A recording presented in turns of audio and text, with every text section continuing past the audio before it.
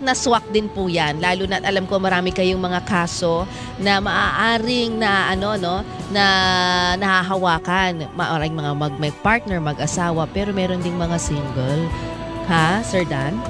Totoo, may mga pagkakataon talaga na may mga namimili na maging single. Oo. Ito, una kong katanungan. Kasi parang may stigma pa rin sa lipunan eh. Lalo na nung batch ko, no, nung henerasyon ko, na parang, huy, ano ka na? Magte-30 ka na? Wala ka pang asawa? Wala ka pang boyfriend? May ganung parang stigma ba? Na parang may certain age o dapat may expectation ng lipunan sa mga tao, lalaki man o babae, na kailangan meron ka ng partner sa buhay. Pero ngayon ba, nababago na ito sa tingin mo, Sir Dan? Merong konting pagbabago. No? Unang makikita natin na late 20s at least, although na either manatiling single na lang, pero yung iba pa rin. No? At tama ka, na okay lang na maging single ng mga individual, na hindi kailangan bansagan na, ay nako, hindi ito kaibig-ibig, ano? Hindi, walang mamili sa kanya. Ang kwento pa ay naubusan na, wala na sa kalendaryo, wala na sa ano. At masakit yon para sabihin na hindi natin naintindihan kung saan talaga nanggagaling yung tao, kung bakit siya nagiging single. Na wala daw ng ligaw o walang na-meet, walang magustuhan o walang mismo. Ayaw lang niya, bakit hindi niya nakikita yung sarili niya na merong kapartner sa buhay? Anong mga dahilan? Maraming mga dahilan, di natin pwede sabing iisa lang ang dahilan kung bakit nananatiling single ang isang tao. No? Una-una, nandyan yung talagang, wala, gusto ko lang na mag-isa, no? Kasi ayaw niya yung nakatali. No? At pinipili ito. Meron din yung mga yung tinatawag na, no? Na either religious o kaya dahil sa religious na reason.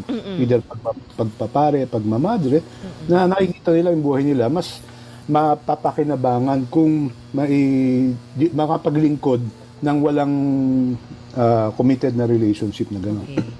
Okay. Ngayon, yes, mayroon pang mga ibang mga talagang may pinanggagalingan ng away, nag-iwalay pa. Bakit pa ako mag-aasawa? Malamang doon din ako pupunta. So maraming dahilan kung bakit namimili yung mga tao na maging single.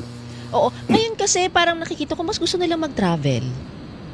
Totoo, ayan ang kapansin-pansin sa mga millennials actually, yung mga nasa mas batang generation na nasa 20s to early mga 30s, na mas gusto nila ma-enjoy talaga, hindi na masyado nakafocus, hindi katulad ng naunang generation sa kanila dun sa trabaho, no, talagang kumita, no, pero it's really about enjoying, ano, ma-enjoy yung buhay, kaya mahilig pumasyal, mahilig pumunta sa ibang bansa at basically ma-enjoy yung habang bata pa sila, mapakinabangan na yung kinikita nila sa kanilang pinagkakahanap buhayan.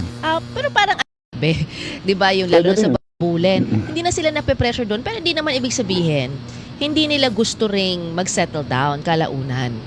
Tama, at meron ding mga klaseng individual na gusto talaga, no, magkaroon ng ganong klaseng relationship pero hindi makahanap. Either walang pumipili sa kanila o hindi sila makakita ng sapat na tama dun sa standards nila siguro.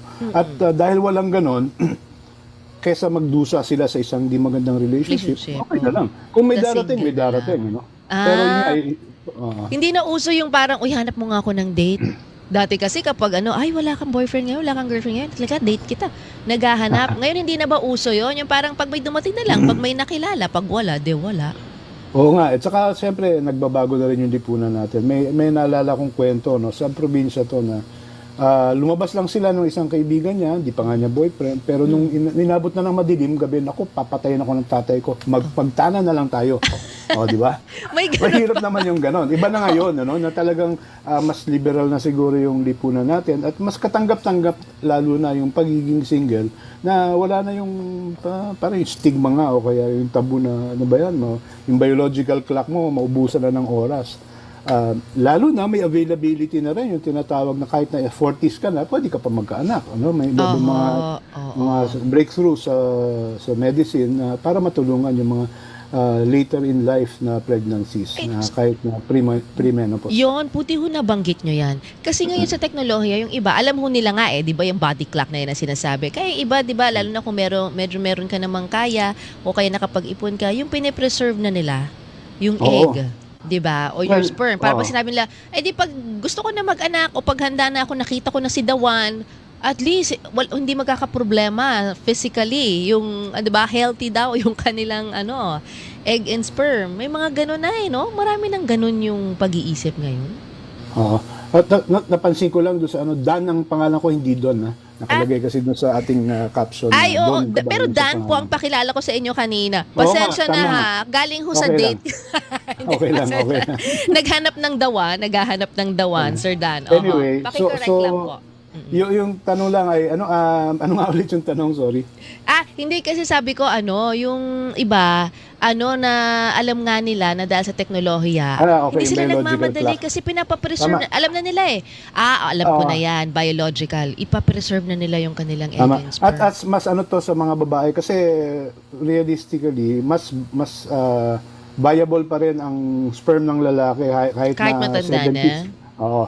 So Sa more babae on babae. talaga at a certain age hindi na nagpo-produce ng egg cell. Kaya ang ginagawa ng iba, talagang nag-hatch ng egg na pwedeng ma-fertilize kaysa hintayin na mawala na yung pag-produce nila ng egg cell. Oo. Ako, naisip ko lang, hindi ba nila, kasi, marami nagsasabi, pag nagkaanak sila, naku, ang bilis lang yan, i-enjoy mo yan. Ang hirap mong magkaanak ng medyo may edad ka na, hindi mo na siya mahabol, hindi mo na siya ma-enjoy sa laro. Hindi ba nila naiisip, yung mga kabataan na to, yung aspeto na yon? Well, actually, kung kami ang tatanungin mo, mahalaga para sa isang magulang yung iba't ibang levels ng maturity. Ano ibig sabihin? Financial maturity. Kung hindi ka pa handa financially, mamaya sabay-sabay o magsunod-sunod, 3, 4, 5 anak yan, paano yung manage yung finances mo? Oo. Physical din, baka talagang bigat sa katawan. At pag mas mature ka, mas capable ka na, nakapag-ipon ka na mayroon ka ng negosyo, mas maraming oras ka actually maibibigay sa mga anak mo. Oo. On the other hand, pag sobrang tanda na naman, totoo yan, hindi mo na kayang kapulin, pero bihira naman talaga yung ugod-ugod na, nagkakaanak na. Pero it's really more of, ang sukat dito, gano'n ka ka-mature para alagaan yung anak mo on so many levels. Kasi hindi biro ang pagpapalaki ng bata, lalo na sa panahon ngayon. Oo. Ito may nag-text sa atin, Sir Dan. Sabi niya, bakit daw single by choice? Sobrang taas daw ng standard para sa common tao. Marami daw sa kakilala niya, may asawa, miserable naman ng buhay. Tapos may kakilala siya na byuda. Nung nabiyuda, umaliwalas daw ang itsura. So, mas sumisyon na, Kung na-associate nga natin ang buhay mag-asawa ay konsumisyon, bakit ka pa mag-aasawa? Pero ito ay batay sa mga nakikita natin at nararanasan natin sa ating paligid. Pero ang paligid mo naman, kung lumaki ka sa isang pamilya nagmamahala, nakita mong maganda naman yung relationship ng magulang mo, at hindi naman talaga, walang perpektong samahan. May nag-aaway talaga, at nag-aaway talaga ang mag-asawa. May hindi pagkakasundo. Pero kung nakikita mo na pwede naman pala to, di mas bukas ka ngayon. Pero yun nga, wala kang nakita sa mga paligid mo, kundi gulo ng buhay mag-asawa. Babalitaan mo pa yung mga nag-aaway, nagsasakitan sa media. Mahirap talaga pumasok sa ganung relationship. Sa isip mo pa lang, pinipigilan ka na ayoko ng ganitong klase sa buhay ko. Kaya magiging single na lang ako. Pwedeng isa ring dahilan yun. Ito si Miss Ever.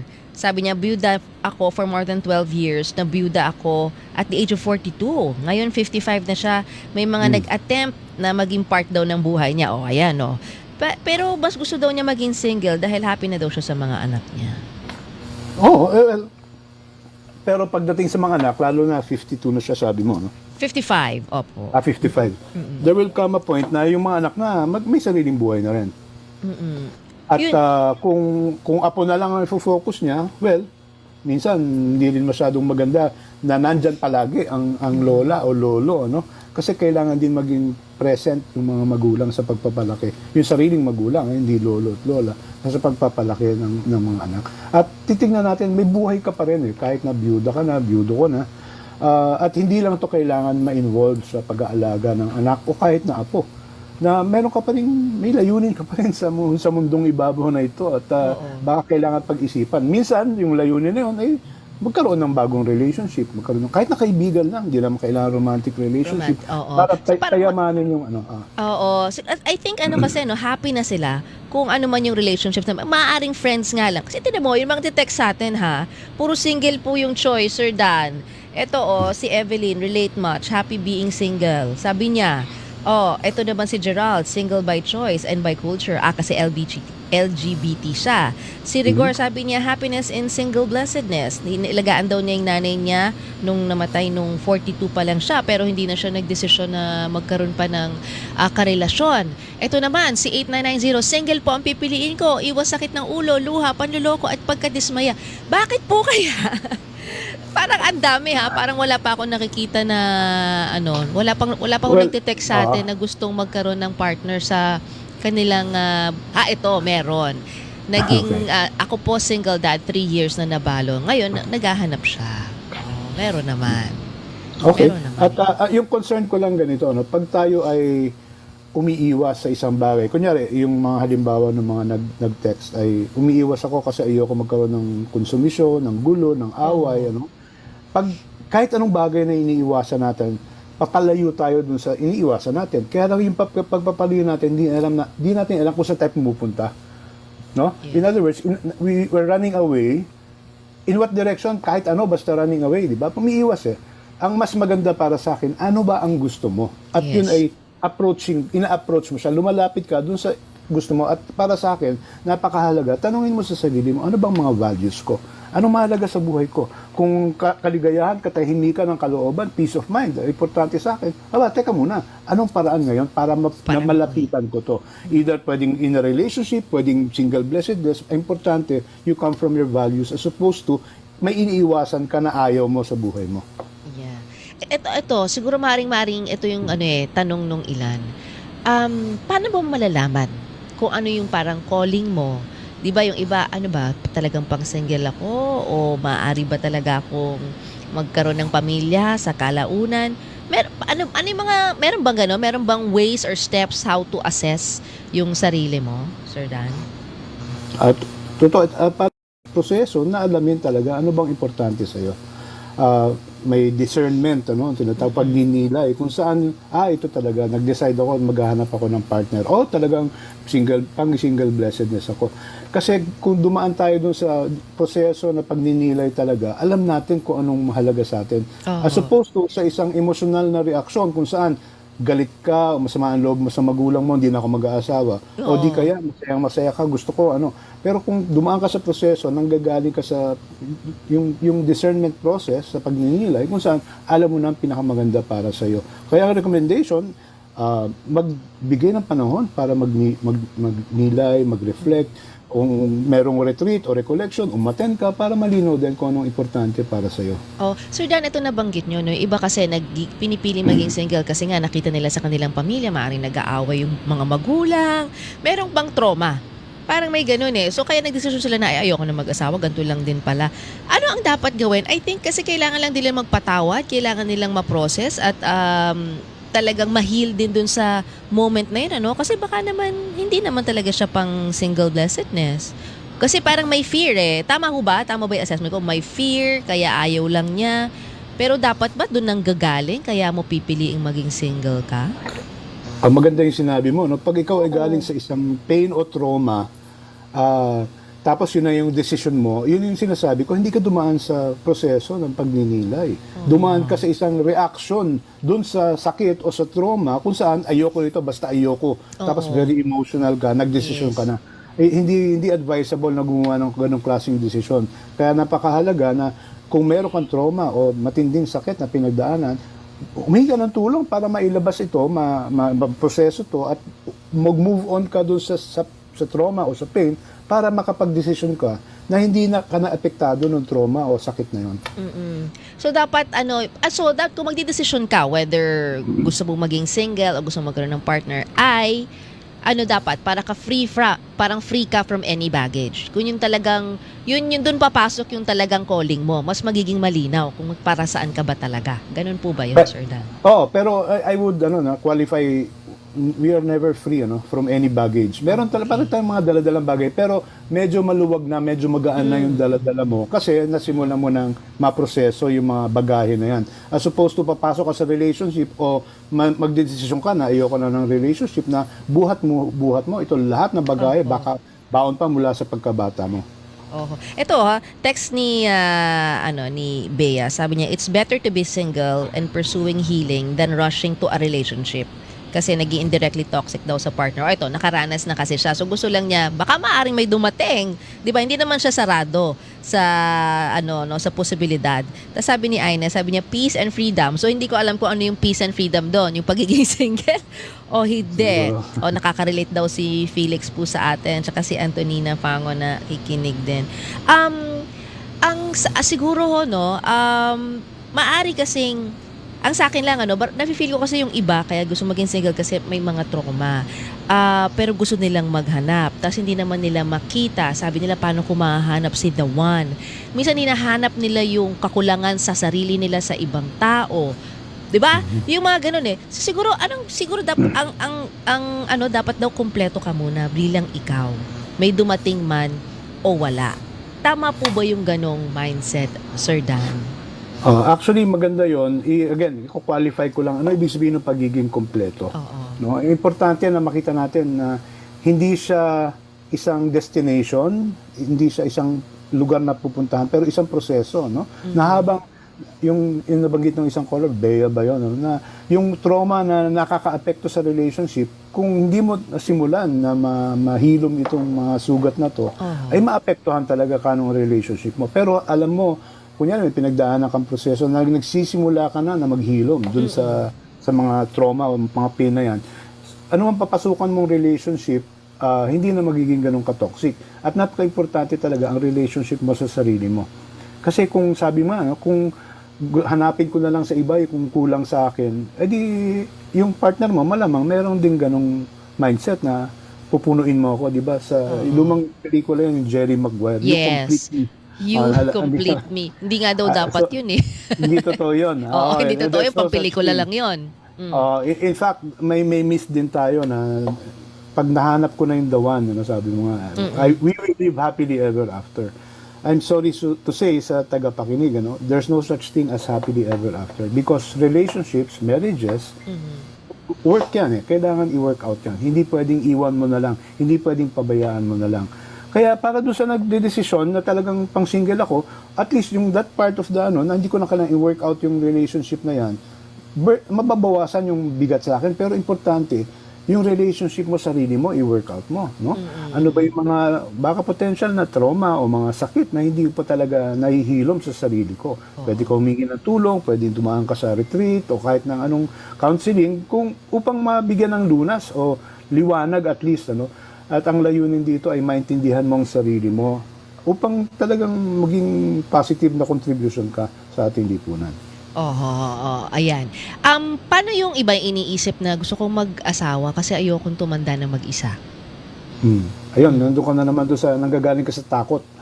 Kaya ka ng dahilan mo para mag-asawa o baka magkaanak pa iba, walang mag-aalaga sa akin pagtanda ko.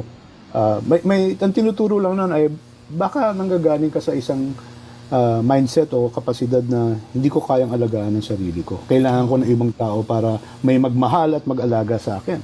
Pero ang malaking katotohanan ay ang unang-unang magmamahal dapat sa sarili mo ay ikaw, bago ibang tao. Kasi kung hindi mo mahal ang sarili mo, huhugutin mo, kukunin mo yung pagmamahal na yan sa mga relationship mo. At kung ganon, yun yung sinasabing halimbawa kanina, magiging toxic ito. Bakit ba bigay na lang ako ng bigay, sabi ng partner niya, kalayo ng hugot. Kaya dito sa pagkakataon ito, talaga ilinaw na mahalaga na magbigay muna sa sarili. May kasabihan, you cannot pour from an empty cup. Hindi ka pwedeng magbuhos kung walang laman yung sarili mong lalagyan. Kaya ang sinasabi natin ay punuin mo muna yung sarili mong baso o tasa para may ibibigay ka din kung anumang relationship na magkakaroon ka. At desisyon ang pagkakaroon ng relasyon, 'di ba? Sabi nyo nga, 'di ba, hindi naman po pwedeng walang problema 'yan eh. Pero may kasabihan, 'di ba, you cannot be problem free, but you can be problem proof. Well, yes, it's yung mindset again, hindi sa mawala ang problema, pero makayanan para sa anak mo. Ihanda mo yung anak mo para sa dadaanan niya. Kasi hindi mo makokontrol yung daanan, pero at least sa buhay niya, makakayanan niya. At ang ugat nito, yes. Kahit kayo mag-asawa, di ba? Hindi naman pwedeng wala kayong maging problema.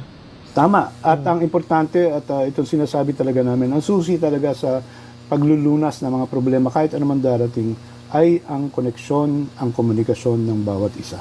Yun. Kasi kung mahina ang komunikasyon ninyo, mahina ang koneksyon ninyo, kayang-kaya kayo ng problema. Hindi nyo makakayanan ng problema.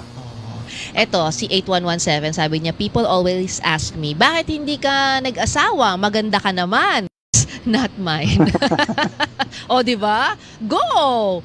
Yun ang gusto mo eh. Gusto niya eh. Speaking of love yourself, imposible ata yan, lalo na kung deeply in love ka na sa tao.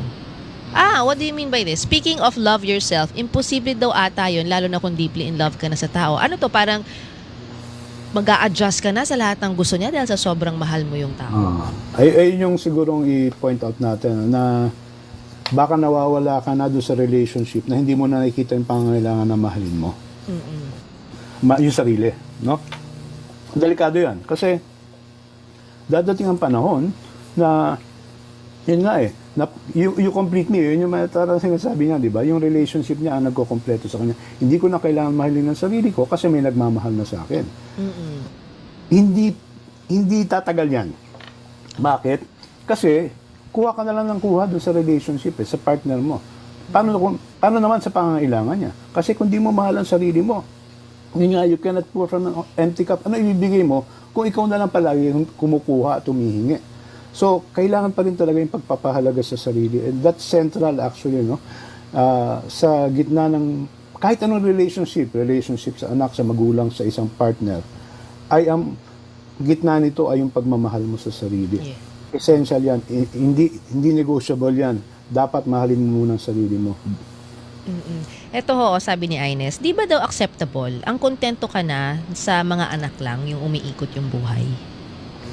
Well, yun nga buti sana kung hindi tumatanda yung anak mo, no?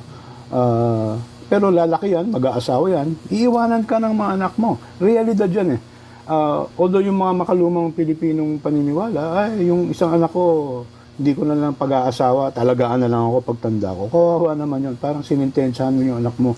Yeah. Hindi pa lumalaki, no? Hindi pa tumatanda, ay may sentensya na sa buhay. Ako mag-aalaga kay nanay o kay tatay kasi ako yung bunso, ako yung panganay, ako yung pinakapangit, ako yung pinakaitim. Kawawa naman yun, di ba? Anong klaseng self-esteem nung meron yung batang yun na madedevelop? Kung gano'n yung pinrogram sa kanya nung magulang niya. Si Ayo, sabi niya, ipabatin po ang mag-anak at mag-asawa. Biyaya daw po yun. So, kanya-kanya rin yan. Pero kung hindi naman din sila makapag-asawa at makapag-anak, hindi naman ibig sabihin hindi rin sila blessed, di ba? O nabiyayaan. Tama. At maraming limitations din pag mag-asawa ka. Kung gusto mo mag-travel, na ayaw naman yung pamilya mo, kaya siyempre may pinapalaki kang mga anak. Kung ito ang importante sa'yo, mapipigilan ka ng relationship na yan. O di kaya, gusto mo maglingkod sa bayan, sa komunidad, pag may asawa ka at pamilya, siyempre, priority dapat ito. Hindi mo maibibigay yung 100% mo kung ito ang gusto mong ibigay. Kaya may namimili talaga ganung klaseng buhay na single blessedness, kung ano man ang tawag mo, dahil mayroon silang nakikitang value o halaga doon sa pagiging single blessed nila. At yun yung sinasabing biyaya o grace ng pagiging single blessedness. Because meron kang oras, meron kang energy para itaan doon sa, para sa'yo ay naman. Meron naman din kasi akong kakilala na late na talaga, late stage na nakita yung kanyang magiging partner pang habang buhay. Yung iba kasi ang tanong, paano ko malalaman kung siya na nga, siya na nga. Paano nga ba malalaman? Ang sagot dyan ay panahon. Bakit panahon? Kasi sa simula, maganda yung Tagalog term, nagliligawan kayo, di ba? Pero kung titignan mo ano pang ibig sabihin ng ligaw, nililigaw ka dinadala ka sa isang lugar na kasi bakit ang ligawan? Kasi ang pinapakita natin, yung sinasabi, best foot forward. Pakitang gilas. Yung gilas. kaibig-ibig lang, di ba? Yun ang munang pinapakita at yan talaga nature ng relationship. Nai-inlove ka kasi may kaibig-ibig na katangian yung minamahal mo. At minamahal ka niya kasi may kaibig-ibig siyang nakikita. At yun ang una natin pinapakita. Pero unang yugto lang to, unang stage ng tunay na pagmamahal. Pagdating ng panahon, kaya nga panahon ang importante, makikita mo, akala ko, ganda-ganda ng buhok niya. Yung pala, 3 beses siya nagsashampoo, 2 beses nagpo-conditioner, kaya makinis. Meron na lumalabas na hindi kaibig-ibig. At ito yung susunod na yugto kung saan, teka muna, i-question mo na, mahal ko ba talaga to? At minsan, yun yung nagiging dahilan, kaya nagbe-break up, kaya nagkakahiwalay. Pero buti na lang, may huling yugto pa yung sinasabing tunay na pagmamahal na, teka muna, kahit na may hindi ka ibig-ibig to, mahal ko pa rin eh. Oo. No? Na ang pagmamahal, hindi lang siya damdamin, isa siyang desisyon na galing sa ating pag-iisip na pinapagpasyahang mahalin ng tao na to kahit na may hindi siya kaibig-ibig na katangyan. Yun. Yung buong pangkalahatan na pagkatao ang aking pinipili. Kasi yan talaga, walang perfect. Lahat tayo sa atin ngayon. Pero so far nananalo yung sa poll natin yung mga gusto pang maging single. Pero Sir Dan, yung lalo na sa relationship, whether may partner, may asawa o eto nga single and they need your advices, saan po kayo pwedeng mahanap, Sir Dan? Ang Love Institute ay nasa Facebook. Hanapin nyo lang kami, The Love Institute. Meron din dong paraan kung kailangan nyo ng tulong, gusto nyo ng consultation, kahit anong relationship, parenting, couple relationship. Meron din kaming programa para sa marriage preparation, yung naghahandang mag-asawa. At nag-launch kami nung pandemic, noong 2020, ng tinatawag na School for Couples. Magsisimula kami ng batch 10. School for Parents pala, sorry. School for Parents na magsisimula kami ng batch 10 ngayong April. Tapos magla-launch kami ng School for Couples. Yung mga mag-asawa na o gustong balak mag-asawa, problema o mga balakid. Yun. Kinakarir kasi yan ang pagkakaroon ng relasyon. Sir Dan, thank you po. Happy Sunday! Thank you, Lala. Si Sir Dan Cabales po, relationship consultant ng The Love Institute. Kinikili